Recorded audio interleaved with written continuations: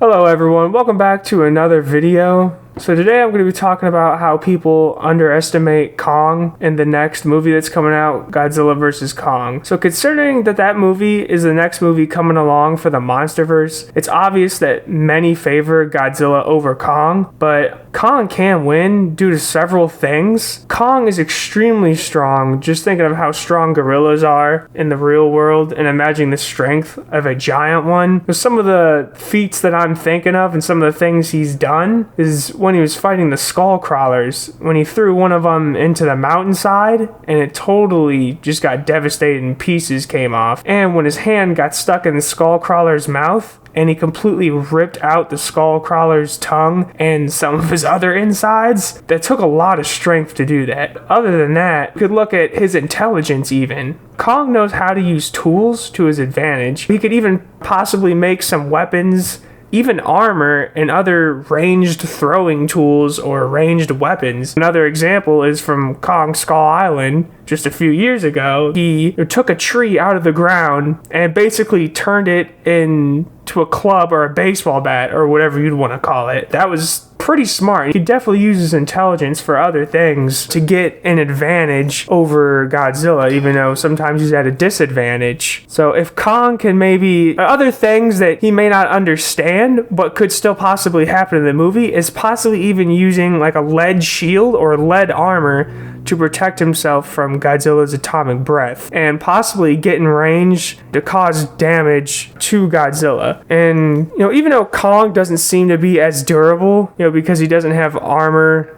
or the tankiness that Godzilla seems to have, it could still possibly do damage to him because Kong is just that strong. Now, Godzilla does have an advantage, yes, because of his atomic breath and his extreme durability as well. And of course, his tail is extremely powerful, known to knock over just about any enemy. Kong is smaller than Godzilla to some degree, as of what we know right now. There was that clip a few months ago where there was a horizon in the background and they were fighting each other. It did seem like Kong was maybe as big as him or maybe a little bit smaller, but there's a little bit of a height disadvantage. There's probably a weight disadvantage as well, but who really knows? You can't really go and speculate off of that because nothing's exactly confirmed. But to some degree, we know Kong is at some disadvantages, but there have been times in the past, for example, in the Rulers of Earth comics, that Godzilla has actually been knocked out before. Concussed and straight up knocked out and thrown into the ocean, which,